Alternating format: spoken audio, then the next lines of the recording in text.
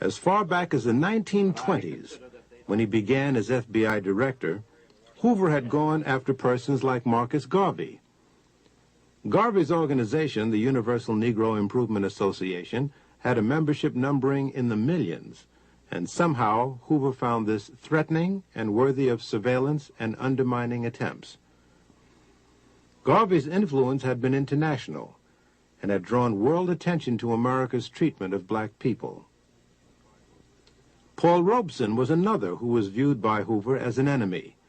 This reporter has personally examined thousands of FBI, CIA, and other U.S. government agency documents that were kept on Paul Robeson.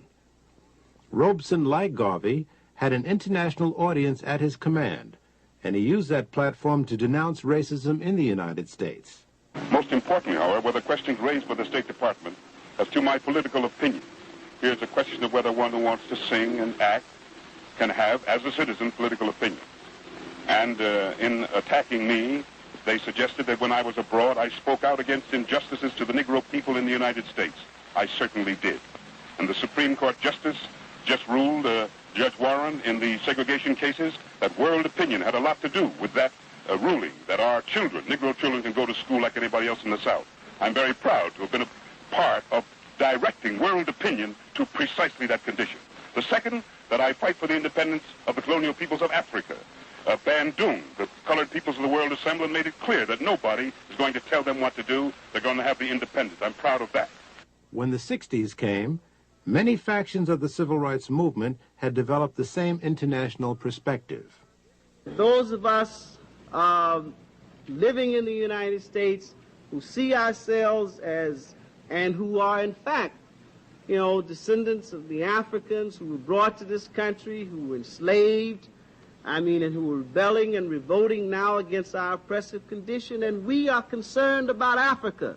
We see Africa as our motherland, and we feel that we have a responsibility to speak with as much passion as any other African on this issue. The United States government says that change must come in South Africa through peaceful means.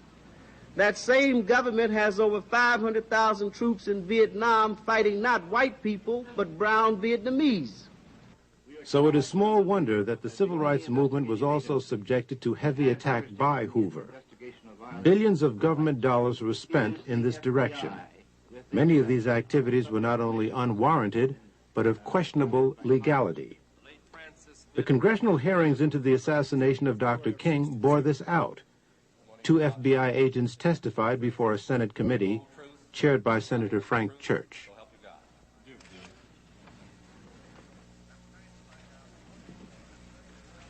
I'm trying to find out what it was that impelled some part of the FBI to pursue Martin Luther King with such an obsession. And what I understood that answer to be is, first of all, it was not any suspicions of the commission of a federal crime. None of the literature showed up a single suggestion that Martin Luther King had committed or was about to commit a crime. Is that correct? That's correct. Yes, Senator, but at this point, much of what was being done did involve challenges to local laws. And there is a very strong suggestion that King was seen as rallying the lawbreakers and would-be lawbreakers, albeit for a cause that sounded pure. I'm looking now in terms of, if we look at what might have gotten the Bureau started, and if we remember at the same time he is extremely critical of the Bureau's own law enforcement efforts.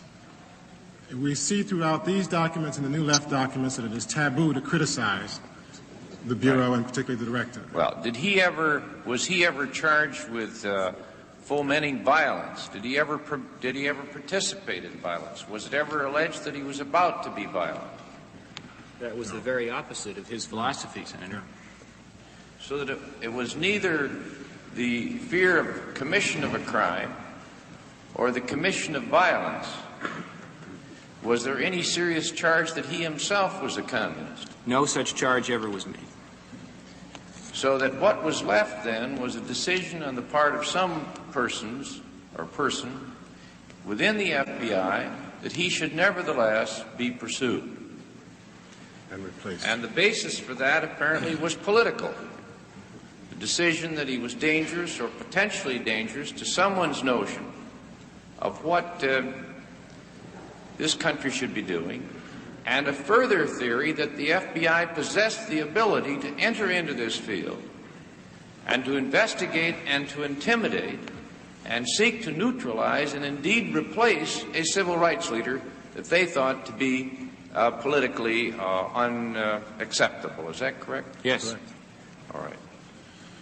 And the tactics they used apparently had no end. Microphonic surveillance of hotel rooms. They included informants. They included sponsoring of letters signed by phony names to relatives and friends and organizers. They involved even plans to replace him with someone else the FBI was to select as a national civil rights leader. Is that correct? Yes, that plan didn't get very far. But it was seriously considered, and Mr. Hoover penned a note to that suggestion commending its authors, did they not? Yes. Right. It also included an indirect attempt to persuade the Pope not to see him. And many other people. A direct attempt to persuade one of our major universities not to grant him a doctorate degree. That's correct. After the March on Washington, there was an acceleration. He was defined because of his speech in that demonstration in Washington as the most dangerous and effective leader in the country, and there was a paper battle within the Bureau as to how best to attack him, and he was attacked. After Time magazine named him as Man of the Year, again, the Bureau finds that reprehensible, believes it must attack and destroy. When he was given the Nobel Prize, again, they seek to discredit Dr. King with the persons who welcomed him back from that award. When he began to speak out against the Vietnam War, there's a new crescendo of efforts by the Bureau to discredit and destroy Dr. King. It is my feeling that the assassination of Dr. King was a part of a conspiracy in the country, and I do believe that some individuals in very high places of our government were involved in this conspiracy. And it is the same conspiracy that eliminated and destroyed President Kennedy, Senator Kennedy, Malcolm X, Medgar Evers, and so many other freedom and human rights individuals. I'm convinced that the government was involved at some level.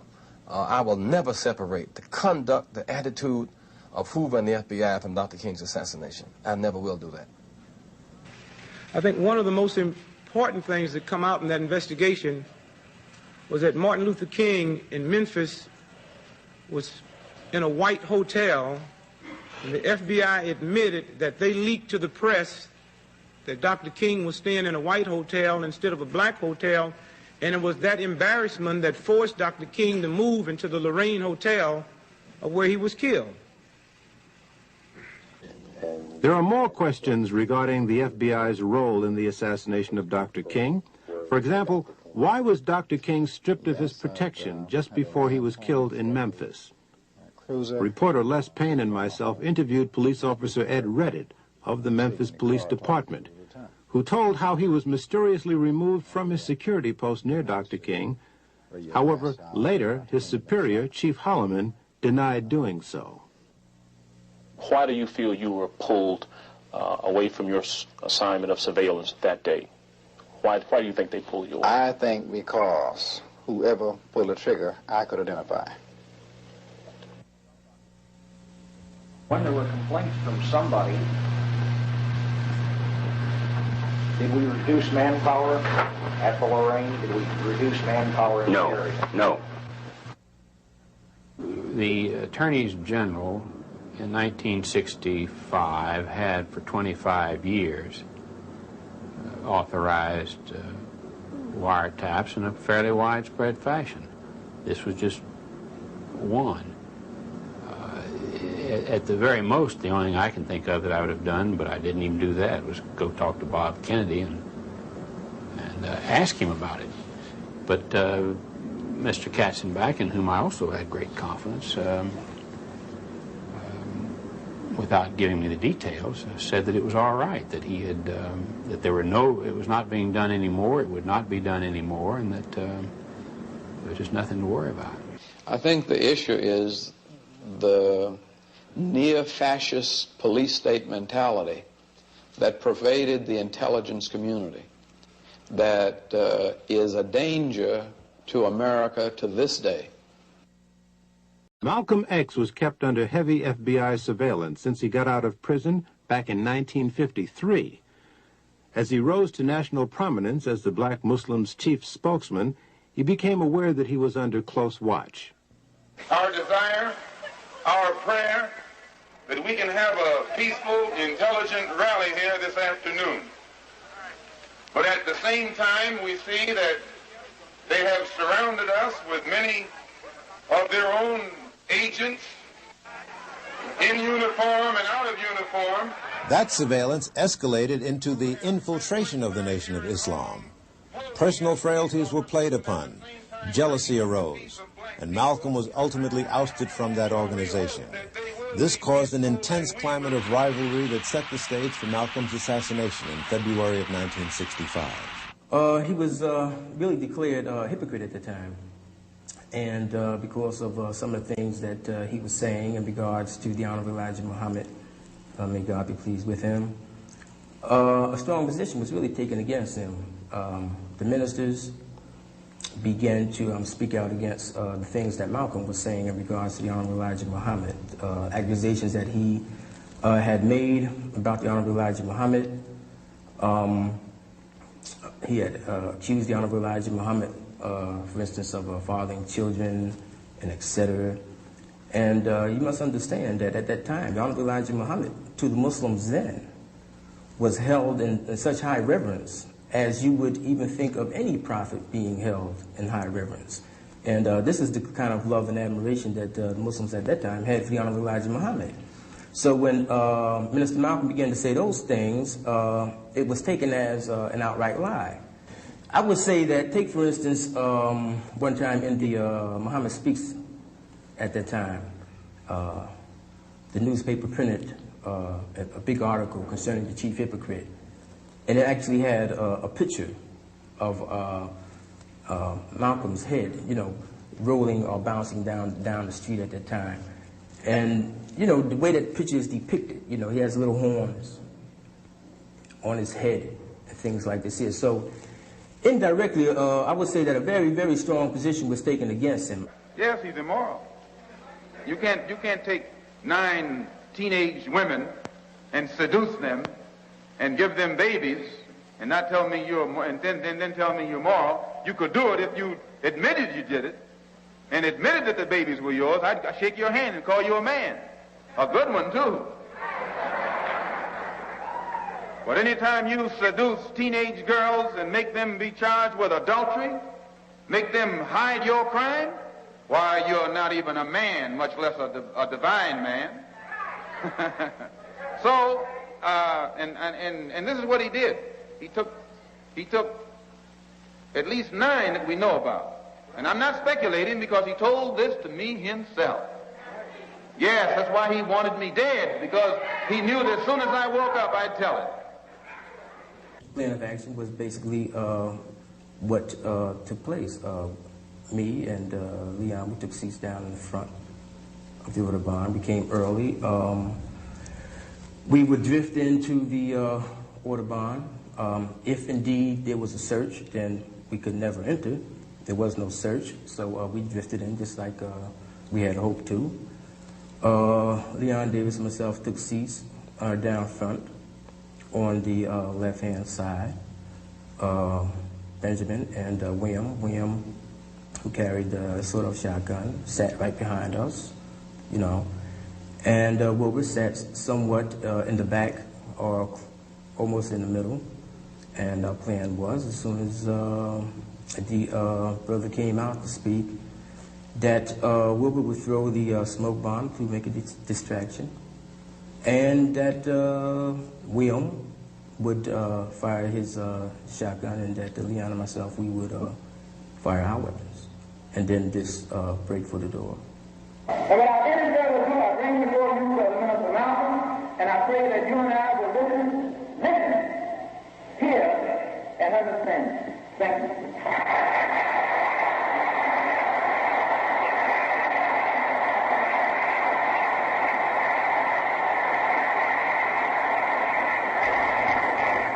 Salam alaikum.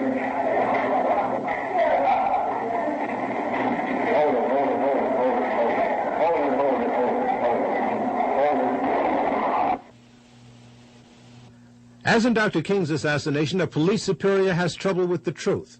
He tells reporters that 2 suspects were arrested at the Audubon. Later, official police reports say that 1 was arrested. Also, listen closely as the police official carefully handles the question about police on the scene. We have 2 suspects in custody now. Where were they arrested? Who fired the shot? I wouldn't know that at this time. Where were they arrested, sir? One of these men was arrested on the street by one of our patrolmen close by. There were no police at this meeting, were there, Inspector? There were no uniformed policemen assigned inside this ballroom. No uniformed police on the scene. Does this mean that police out of uniform were there? And if so, why didn't they take action? What were they doing there? This behavior pattern rings a bell of striking similarity with the behavior pattern of the CIA overseas. The church committee produced cables, demanded and got cables, which proved it traced the CIA's plan to kill Lumumba. Sid Gottlieb got on a plane and went to Leopoldville. Headquarters sent a cable saying, use the poison. Gottlieb was couriering for the poison. Headquarters sent a cable saying, you have to use it promptly because it deteriorates. And they had a plan to try and get it into his toothpaste, or give it to him in a Mickey at some social function. And then there's a gap, and no cables, no explanation of what happened. Then 5 weeks later, he's beaten to death on an airplane. And unfortunately, though, the airplane was in the control of people who had agency cryptonyms. And the gap of what happened has never been answered. The men who were involved and were responsible obviously aren't speaking out, and there's no paper to prove anything. So perhaps the same tactics were used against the civil rights movement. Heavy infiltration of the ranks, spread the seeds of dissension, then step back and let the blood spill.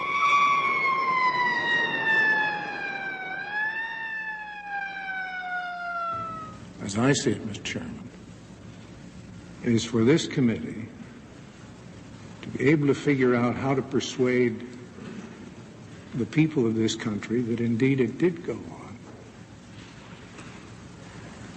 And how shall we ensure that it never happen again? But it will happen repeatedly unless we can bring ourselves to understand and accept that it did go on.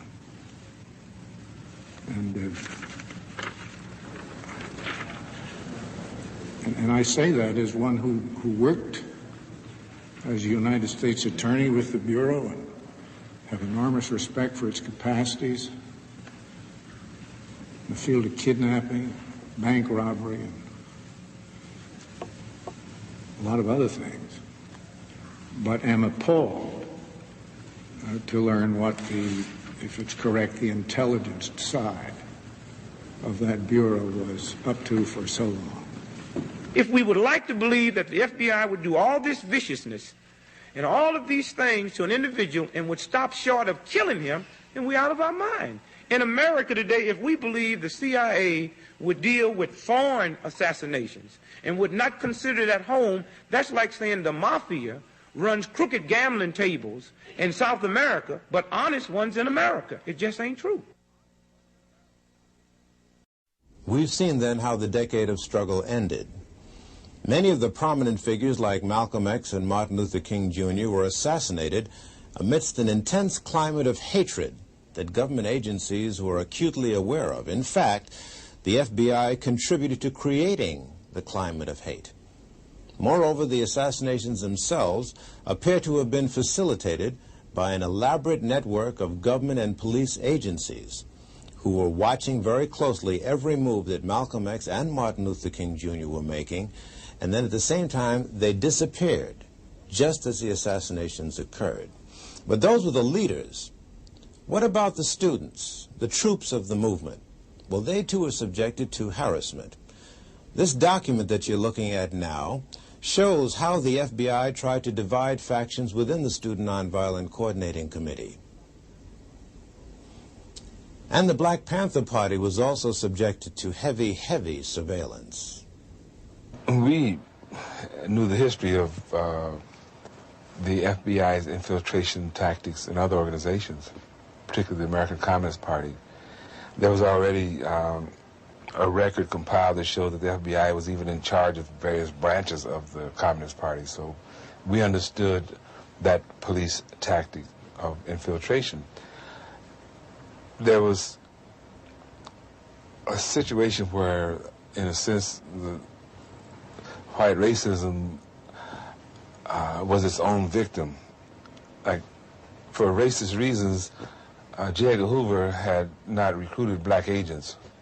He had a lot of white agents. And it takes time to train some black agents. In the meantime, those white agents, try as they might, were not able to infiltrate our ranks because the Black Panther Party did not have any white members, okay? And we relied upon people that we knew. And we kept people that we didn't know on another level. And I think this is why we didn't suffer more, put it that way, because they did catch up and start a crash program of recruiting black agents, and they very quickly filled that gap, but it took them about a year to do it. In the summer of 1978, I interviewed a man who worked as an informer for the FBI during the 1960s. His name is Dothard Perry, also known as Ed Riggs, also known as Bill Perry, also known as Othello. How were you paid? The pay was always in cash. Cash, and you would sign a card. It would go like this. A rendezvous or a drop-off point would be picked out either by yourself or the agent. You would meet the agent there. Usually it would be in a vehicle. You get in the vehicle, he would hand you the money. He would tell you first to count the money. He would tell you the amount while you counted it. If the amount was there, he would then bring out a card. On that card would be for the week of such and such. In other words, the week was dated. So-and-so has been paid the amount of. Then you would sign the card, and then the agent would sign the card. The reason for this is that if all of a sudden the IRS became very interested about where you were getting all this extra money from, you could always tell them to go back to the Bureau, and the Bureau would have your cards on file. I see. Were there such things as bonuses? Oh, yes. What were they paid for? Bonuses were paid for, suppose while you were meeting with, or you were at a meeting with Bobby Seals, Chu Lai of the Red Army happened to come to the meeting too, which is something which would be a new development. That's bonus time. In other words, a hot piece of information. Hot piece, very hot piece.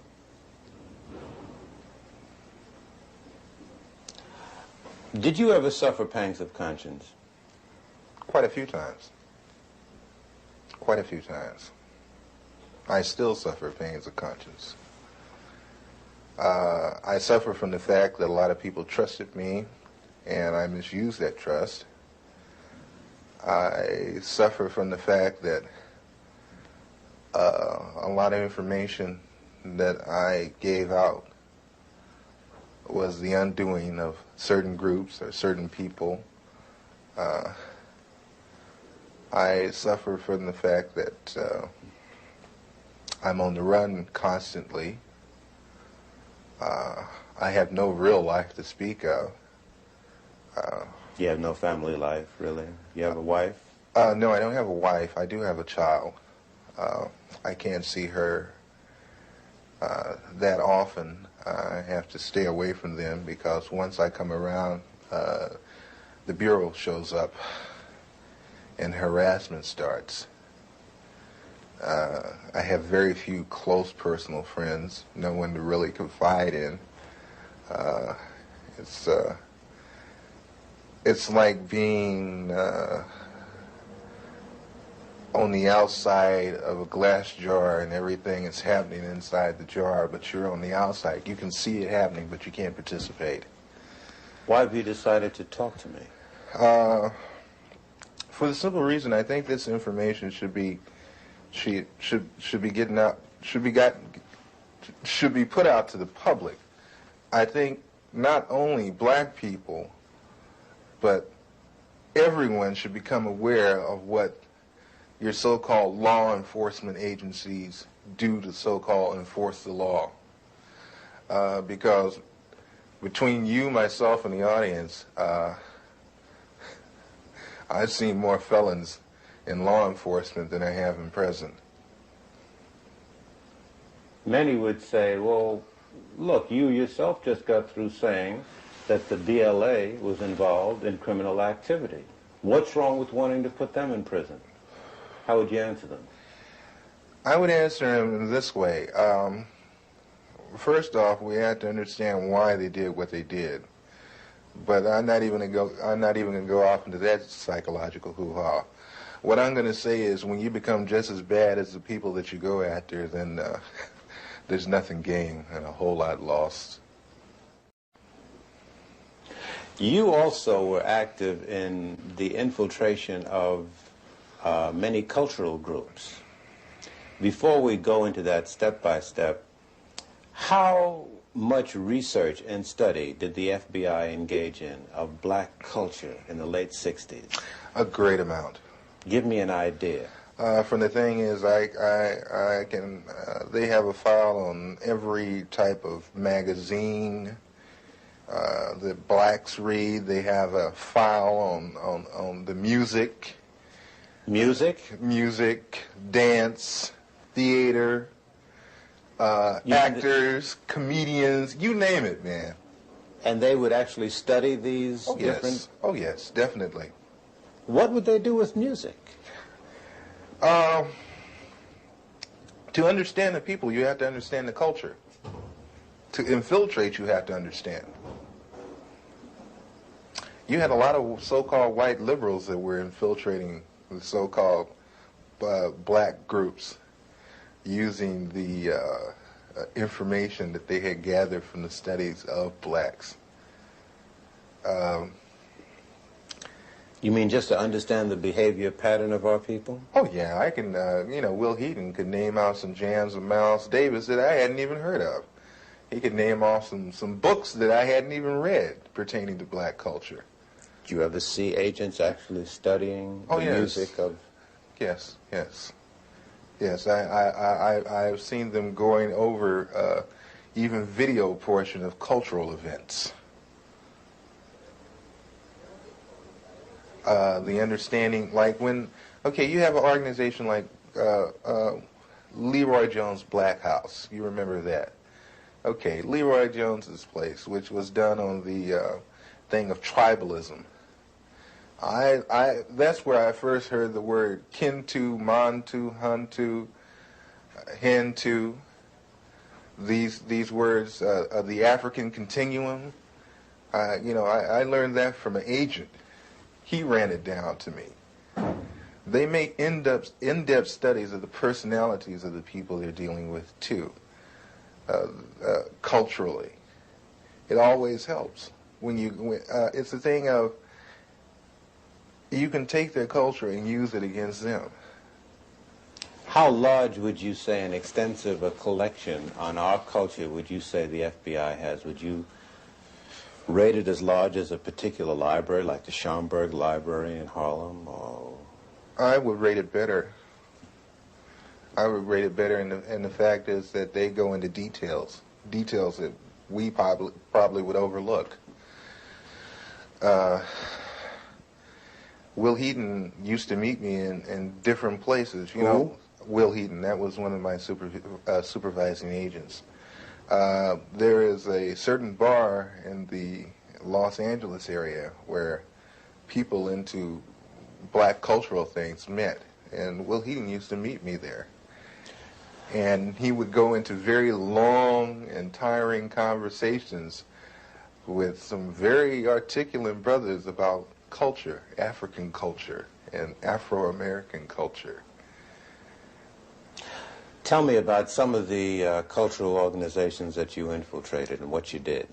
PASLA, Mafunde, Watts Writers Workshop, which they had. The Watts Writers Workshop? Yes. Watts Writers Workshop, which was one of the oldest established black writers' workshop. That place was burned down. Yeah. The Bureau had it burnt down. How do you know that? I know because I participated. I did the arson. You burned down the Watts Writers Workshop? Yes. Why did they want it to go? At the time, funding had been cut to the workshop, had been cut out, but it looked like there was a possibility of a grant being given back to the workshop. And if there was no theater, there would be no grant. How did you do it?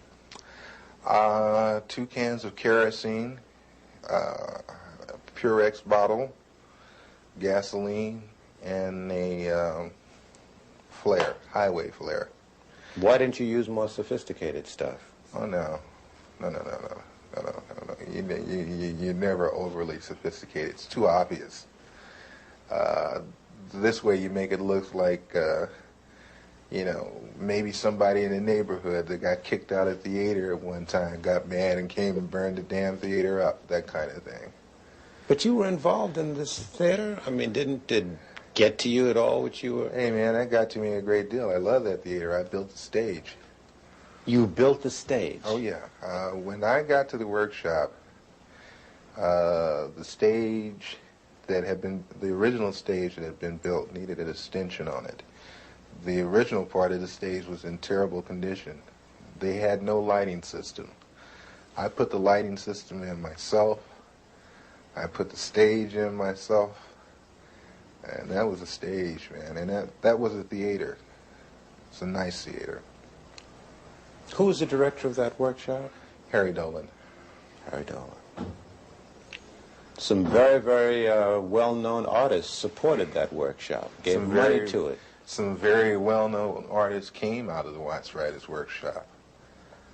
You know, Glenn Tubman, Yaphet Kotto. Sidney Poitier used to come down there and give a class. Sammy Davis Jr. used to come down there all the time. Quincy Jones used to come there and give music classes. We had our own 8-track studio setup for sound. We had our own sound room there. Was part of your other activities and responsibilities to study the profiles of celebrities who were supportive of organizations? Definitely, and especially, like I said, psychological backgrounds, weaknesses and strengths. Did he have a weakness for blondes? Did he have a weakness for money? Did he snort cocaine? Did he smoke marijuana? They even get into, and that's one thing the Bureau loves, is their sexual background. They have files and files on different blacks, not only celebrities, but a lot of others, sexual activity. What would they do with this information? Oh, that's used as a weakness. So they would feed to these weaknesses? Yes. Did you see that happen? Oh, yes. Doc Holliday, who is one of the leaders of the BGF, Black Guerrilla Family, which is a prison gang in the California state prison system. Upon his release from prison, a certain sister made herself known to him at a nightclub, whereupon he moved in with her, and she picked up names, telephone numbers, information, you know, that kind of thing. That lasted for a good 3.5 months. Was this an unusual thing, or did this happen often? No, that happens all the time. Did you yourself get involved in doing that? Yes. Give me an example. There was a gentleman that was on trial in Los Angeles that belonged to the BLA that had been busted in a southern state for a bank robbery, but was brought with 2 other people to Los Angeles to stand trial for the machine gunning of a police officer in Los Angeles. I was supposed to worm my way into the affections of his sister, and whatever it took to get the information that I needed as far as what kind of defense they planned to use as to turn this information over to the federal prosecution. Did you do it? I got the information, and thank God I didn't have to go through with the actual thing of sexual activity. What do you mean, thank God? The sister was rather unappealing. How did you justify to the organizations in which you had infiltrated yourself that you were living on an $800 a week stipend or on an $800 a week standard of living when most of them were living hand to mouth? Well, hey, brother, you know, I'm hustling, you know. I mean, hey, man, you know, sell a little of this on the side, a little of that on the side. You know, I get over, you know, that kind of thing. In other words, ain't nobody's business but mine where I get the money. So, you know, everybody took it for granted that I was possibly doing a little dealing on the side. That kind of thing. Then also, everybody liked me for the simple reason that I would do things that I didn't have to do. I would go out of my way. You know, like Mafunde would have a pageant and they needed someone to do the sound setup for him, and I'd say, of course, I'll do it for you. You know, that kind of thing. I was very well liked at one time in the community. Would you say to American citizens that this situation of surveillance and infiltration continues to this day? Oh, yes. On the dimension that you experienced? Probably much larger by now. Larger? Oh, yeah. Let me put it to you like this. Each year, everything gradually escalated up more and more. So I figured when I left, it didn't stop escalating. As they say, one monkey does not stop anybody's show. You mentioned Sammy Davis Jr., who at one time, it was reported, gave money to the Black Panther Party, I believe. Were you ever assigned to look into that? Yes, I was told to try to get as close to Mr. Davis or to anyone in his office as I could. I used to go up and have real chit-chat, chummy conversation with his personal secretary, Ann, at the 9000 building on Sunset. And I used to bring a Portapac video camera, and I used to go around and I would videotape the whole office. You mean celebrities would be coming into his office and you'd film them freely? Oh, yeah. Didn't they question that? I'm from the Ross Writers Workshop. Yeah, right on, brother, you know, that kind of thing. No questions asked. Same thing with the NAACP Image Awards. You know, they were very interested in people like Sammy Davis Jr. There was another black in Los Angeles that they were very interested in because, not Los Angeles, but in Sacramento, Nathaniel Colley, who's attorney for the NAACP. And I know Nat.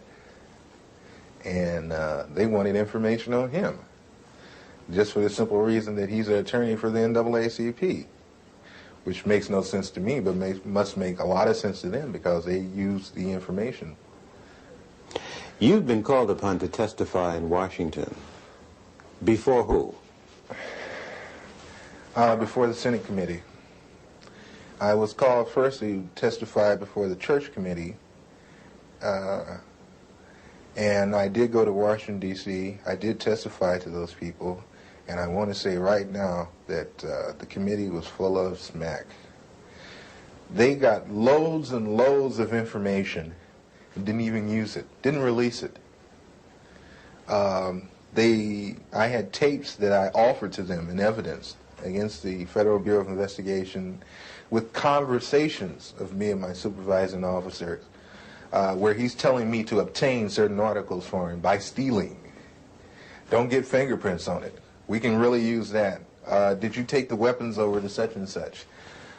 The Churches Committee told me that they couldn't use the tapes because the tapes were gotten by illegal means. What would you say about the composition of the committee panel that questioned you? I can say that's for the birds too, because the same people that I was talking about were the same people on the panel with the Churches Committee. What do you mean? When I came in the room to be interviewed by the so-called people from the Churches Committee, the representatives from the Federal Bureau of Investigations were also in the room. FBI agents were a member of the Church Committee panel? They were there with the investigators for the Churches Committee asking questions just like the Churches Committee. And see, this is another thing that I find fault with, and this is another reason why I am not going to Washington, D.C., is that, again, I have been asked to come again for the second time. I'm not going again. For the simple reason that when I went up there with the idea that there were agencies investigating the Federal Bureau of Investigation, not the Federal Bureau of Investigation investigating itself. You're on the lam, almost. Do you have a sense that you're going to be arrested and go to prison? Oh yeah, eventually. Eventually, when things come to a head, it has to. It has to be that way. No other way around it. What would you say to citizens who sit and listen to what you've said and have a sense of frustration and helplessness? There are some agents, the old line agents, that disagree with the tactics that were used during the so-called COINTEL period. But one thing I don't want us to jump off of is that people always talk about, they're talking about COINTEL now so heavily. I'm not talking about COINTEL, I'm talking about a thing called BD, which was better known as Black Death. The Black Death was set up for a simple thing of infiltrating black organizations and black groups, whatever. Where was this Black Desk, or were there a number of them? There were a number of Black Desks, but the head Black Desk was in Washington, D.C., controlled by Sullivan. And the... Was he black? No. Mm-hmm. And what was the function of the Black Desks all over the country? I guess there were dozens. The function of the Black Desk was to monitor activity, social unrest, revolutionary groups, cultural groups, and such in the black community. And feed it into this central desk. And it still exists? As far as I know, yes. We've seen a number of investigations into the assassination of Martin Luther King. We've seen an extended police trial of the assassination of Malcolm X. What you seem to say substantiates what many black people say out on the street, that government agents or agencies knew that these assassinations were brewing and either participated in them or allowed them to take place. It would behoove black people, it would behoove all people, really, to question so-called the cut and dry one lone assassin theory. The Bureau and other intelligence agencies are very good at conspiracies. They are very good at setting people up to be killed. They are very good at making innuendos so the person will be killed. City police don't know about, because they have policemen in there. They don't let black people form anything without some policemen in there. And while I was in the black Muslim movement, over the black Muslim movement, many of the police who were sent to infiltrate us, they're black, would tell me, say, look, I'm a cop, but I have to come. They would tell me. I knew the Muslim movement was full of police. So don't you think anything is going down that they don't know about. The only thing that goes down is what they want to go down. And what they don't want to go down, they don't let it go down. Something else was used against the students that drove the final nails into the coffin. killing the movement? What stopped it, of course, almost dead in its track, and not by any accident, was a widespread and deliberately organized widespread use of drugs.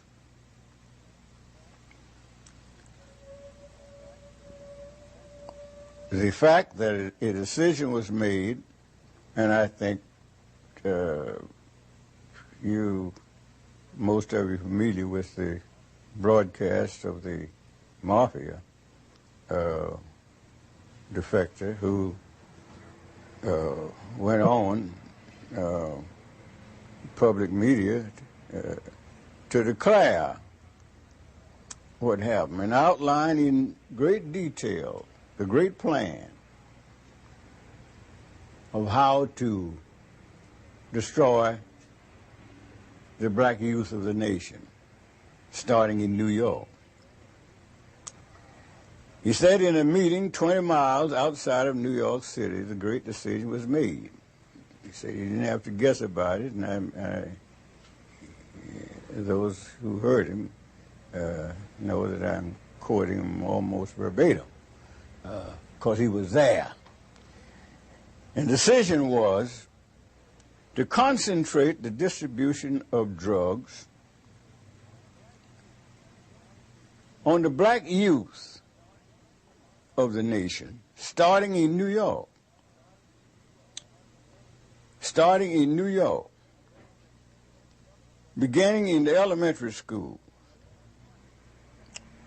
and that to punish, even on the pain of death,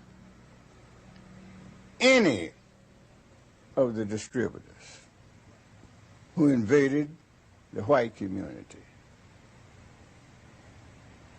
or predominantly white schools.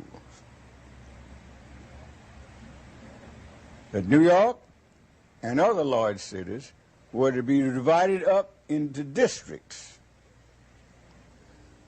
The district commander, black, was to be given any kind of car he wanted, Mercedes, Rolls Royce, anything, because this would be a part of the sales pitch.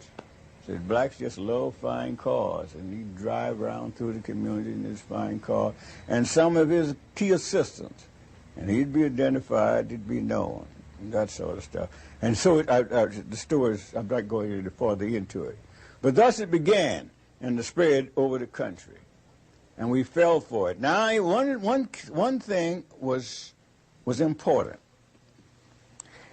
That the thing to attract the blacks, more than any other thing, more than the drug itself, but to spread the word, have a number of key young people in it, and to spread the word that this is the end thing. So that'll get them.